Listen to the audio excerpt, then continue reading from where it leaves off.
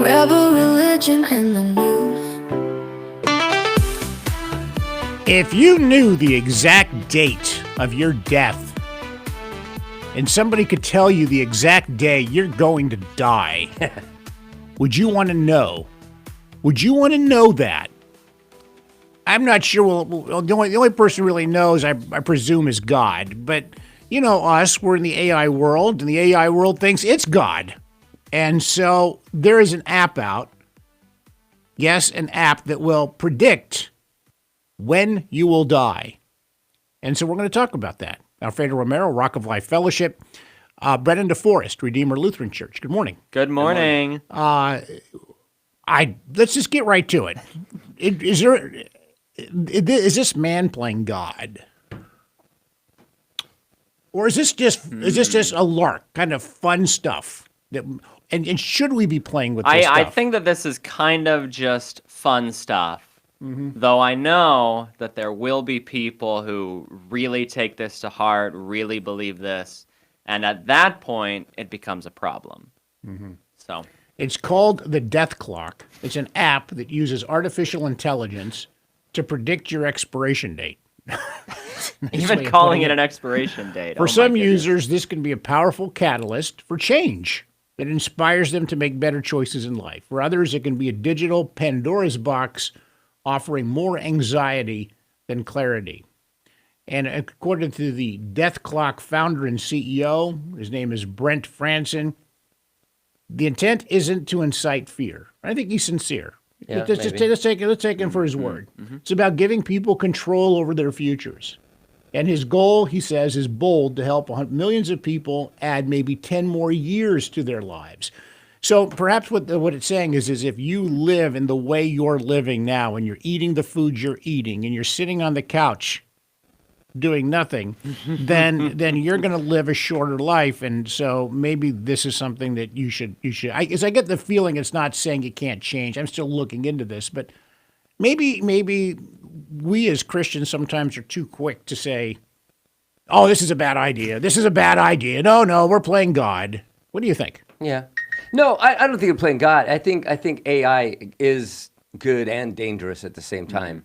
Anything like even social media can be used for really good messages and deceitful messages that suck, especially young people nowadays into a really horrible world. But this death clock thing, I mean, I'm just read the Bible. Job 14:5. It says, "Man's days are determined. God basically have decreed the number of his months and have set limits he cannot exceed." Which is interesting, right? You've heard that, right? Oh yeah. So and there's other scriptures too that I think the best scripture is Psalm 90 about this. Moses is reflecting on his life, and he says, the days of man are 70 or at most 80. At most 80. That's fascinating. I know we've got so many people living beyond that these days, thanks to modern medicine. Yeah. But if us humans just kind of keep in mind 80 years. Yeah. 80 years. Well, my goal is 90, and at 90 plus, my goal is Jesus come back and just end it all for us. But no, here's the other thing. This is the way I look at it. From 0 to 20 is the first quarter of a game, right? 0 to 20. And once you get into your 30s and 40s, the next 20 years, that's the second quarter. Then 40 to 60 is pretty much the third quarter. 60 to 80 is the fourth quarter. Yeah, you're rounding third base. Right. And then 80 plus is overtime. That's how I look at it. Yeah, extra innings. See, I go with the baseball analogy instead. I'm going for triple overtime. Yeah, I like the baseball analogy, but they're both good analogies. They're both perfect analogies. Yeah, but right now I'm 65, so I've rounded third and I'm heading for home. And and I'm hoping that I'm hoping for extra innings. Anyway, just a couple of things about this because I think it's interesting. AI in this death clock isn't just pulling numbers out of thin air. Okay, they say it's built on a foundation of actuarial data and government-produced life expectancy tables, which is what insurance companies do. Insurance companies do the same thing. But while those models offer broad life expectancy estimates, they say Death Clock refines these predictions by incorporating data sets from the CDC and drawing insights from over 1,200 longevity studies. Oh, so this is going really deep. So, well, I don't know. It sounds like average human, though, because my problem would be this Death Clock app goes, sorry, but tomorrow you're going to be hit by a bus. Oh, yeah. Of course not. Something. Of course not. It can't say, hey, Yeah, look, yeah. next week, if I was you, I wouldn't go boating. Right. Yeah, stuff yeah. like that. This is just maybe an average determination of the basic human life. You do enter some personal information, though. Right. Yeah. Right. Your physical health, things like Yeah. that. So, Right. And every time I start doing one of those things, then they ask for like money or something, Then it's like, nah, I don't care that much. I'll just when it happens, it happens. But is life better?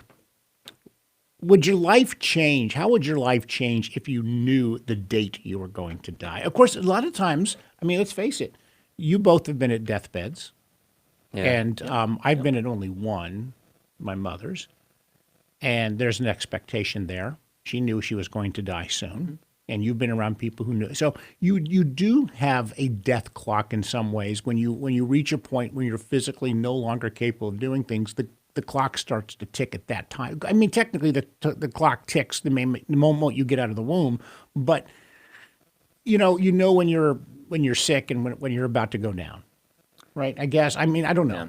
There's always an urgency to repentance, to the gospel, to hearing Jesus' words, and so all of us, if you're a Christian, you have to know, I could die tomorrow.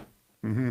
You have to know that. Or Jesus could come back tomorrow. Right. And so if you're a Christian, you always have a death clock on your mind. Mm-hmm. Because now is always the day of repentance. Now is always the day to believe. Now is always the day of salvation for you. Yeah, let me add to that too. That was good.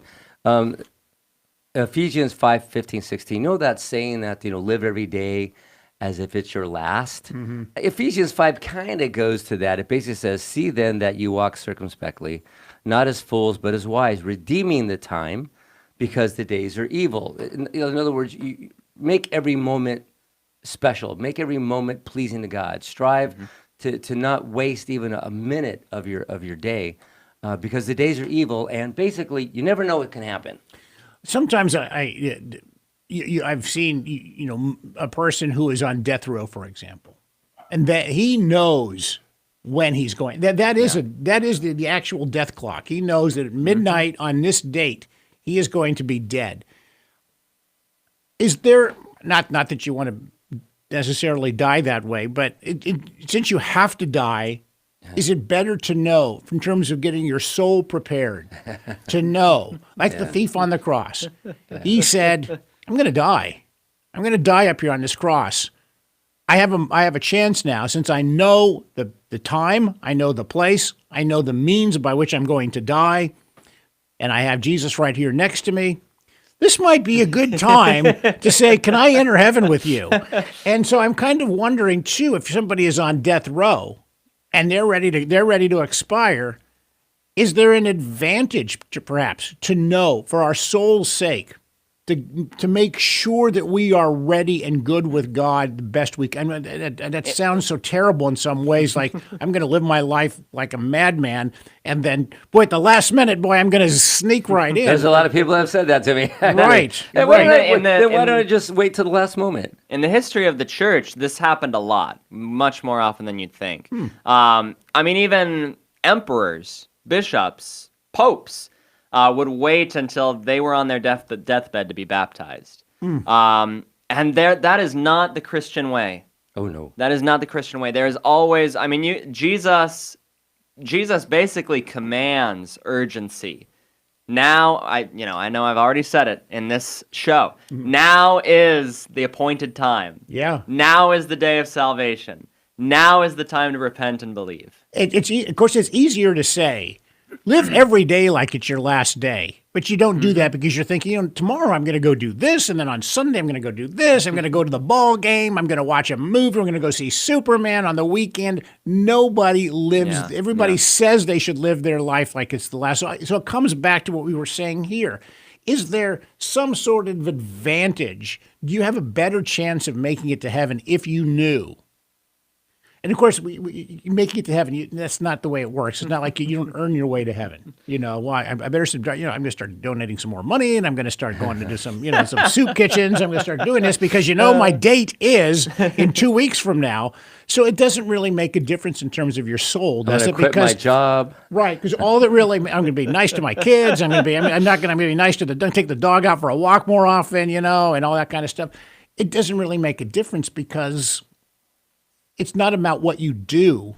It's about what you believe and what you trust. And you have to trust in the sacrifice of Jesus in order to be there. Now, but I wonder if you realize you're going to die or you're close to death and you start doing all of those things, what's that going to do for, just the way that you feel? What's that going to do? Yeah. Where faith without works is dead, as James says. And so, you might start doing the works and it's like, and that could increase your faith. Yeah. Yeah, that could increase your faith that's a great point. As you're now facing your death, it's very clear. It's in the windshield. Yeah, yep. Yeah, that can help strengthen your faith to meet the days ahead. Okay, so last year, like February, they told me I have stage 3 cancer. And so you automatically think, just because of, being told you have cancer, say, oh, this is it. I got to get my affairs in order and be nicer to people and all that. No, it didn't work out that way for me. Thank God. No, the last year and a half, it's been more like I want to get closer to my Lord. This last year and a half has brought me closer to God. I didn't try to do more works. I try to please God every day. My goal isn't to do good works. My goal is to please God, and everything from there flows. Yeah. Just like Matthew 6:33, seek first the kingdom of God, seek his righteousness, and then all these things will be added to you. But, the good news is, a couple of months ago they said, pretty much you can't find cancer anywhere. So I'm good. That's great. I'm living to overtime, so that's good. I'm glad about that. But you do face, okay, what if I only have a year left? And that comes up. And then, like I said, the wild card in there is that you can try to predict your time, like you said, hey, this weekend, that weekend, this weekend. And look at Malcolm Jamal Warner, goes out for a swim in Costa Rica, and he drowns. Yeah. You just never know. You do have to live every day as if it's your last, but strive to please God. That's where it starts. Okay, we're going to take a break. You're listening to Rebel Religion of the News. We'll be right back. All right, welcome back. We're talking about a new app that's out, and it brings up interesting discussions. The app is called the Death Clock, and what it does is it takes all kinds of information through artificial intelligence. What's that? It's the clicking of a clock. Okay. I was wondering what that was. That maybe there was a muskrat or something running around in the studio. Don't do that to him. Scared the what out of me. All right. So that the clock is ticking, as you heard, and so what happens is this app takes 29 detailed questions about sleep patterns, diet, lifestyle habits, family medical history, like how much of your day do you spend sitting, what is your typical LDL cholesterol level. So you got to gather up a lot of stuff. Blood tests, other health records can also be uploaded for analysis, and they take information from not just you, but from people like you, and they put it into this AI-generated machine, and it comes up with a date of when you will die. Wow. And this person who wrote the article did it. The app delivers 2 projections: the exact date of your death if you stick to your current habits. And this person's was October 17th, 2062. Obviously, a much younger man than us. Neither one of us are going to make it that. Well, no, I think Pastor Brennan will probably make it that far. Almost 40 years. Yeah. And then there's also a more optimistic. I can make 100.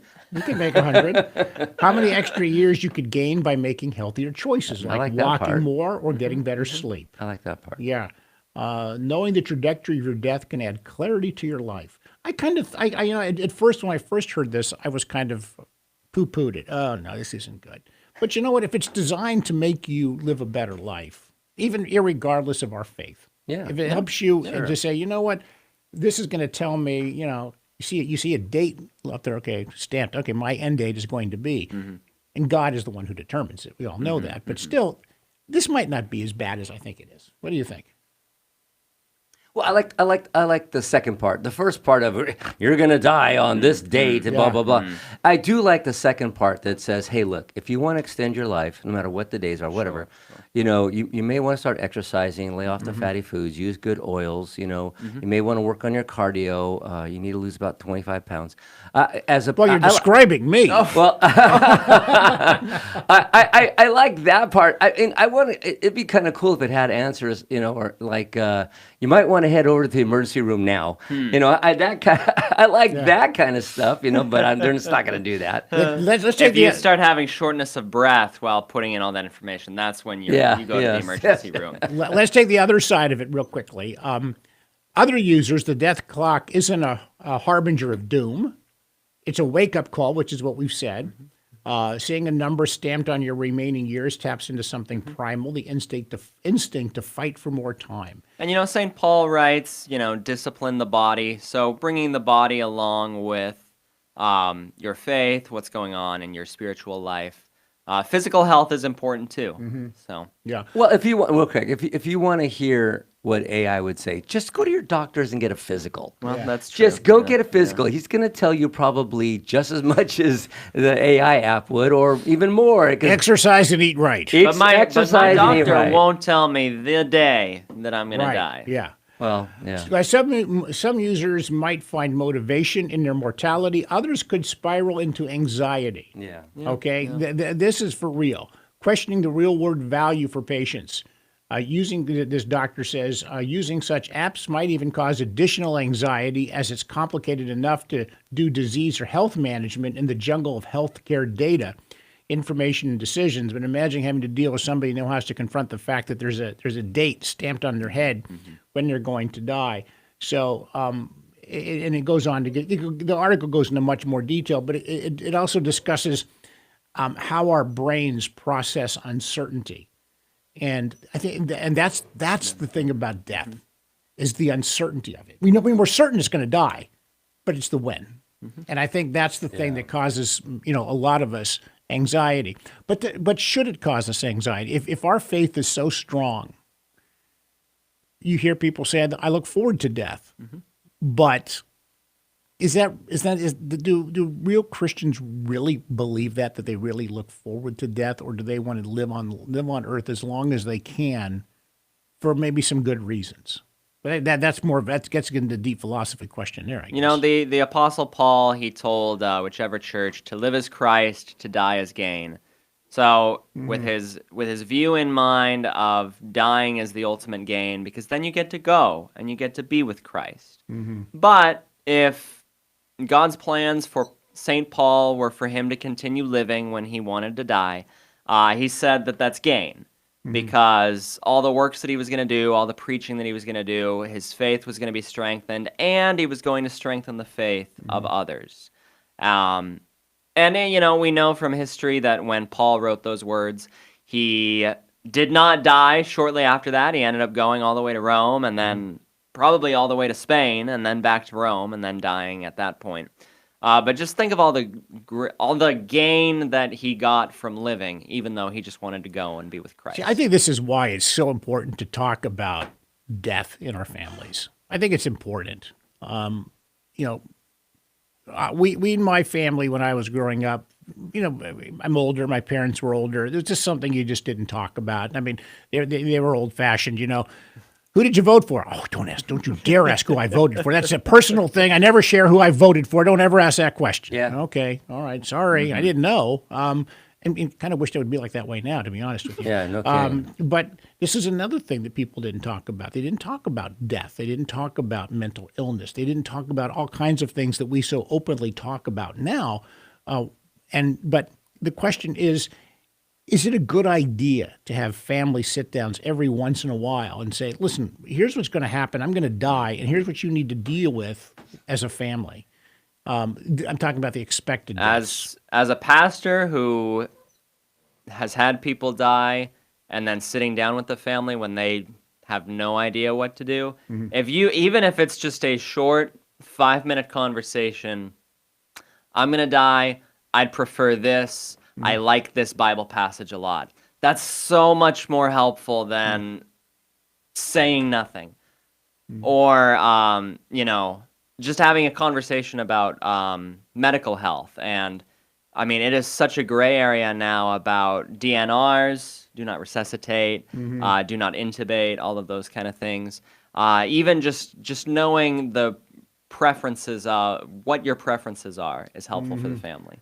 Okay, let me catch up. So, three things. First of all, this app doesn't mention anything about faith or religion or anything. It does not. So no, this is just for whoever, believers, non-believers, it's whatever. It doesn't really put faith into it. So obviously neither am I. I don't put faith in that. I'm wondering about the guy that says, okay, October 17th, 820, whatever.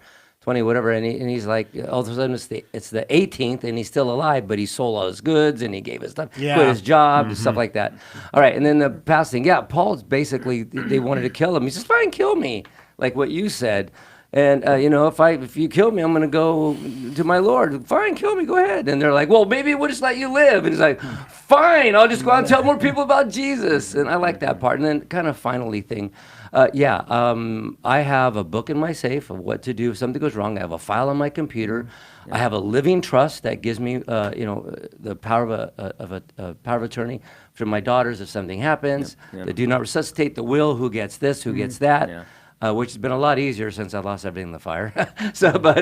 But yeah, I would highly recommend, as your representative, I would tell you, if you own a home, if you have any types of valuables, material items, get a living trust. Yes. Get a living trust. It's worth the money. Yeah. You can get them as low as $1,500 and maybe a little more, but definitely get a living trust if you own property. And by the way, if you do go to an attorney to do that, he's going to ask, or she's going to ask, so how much money are we talking about here?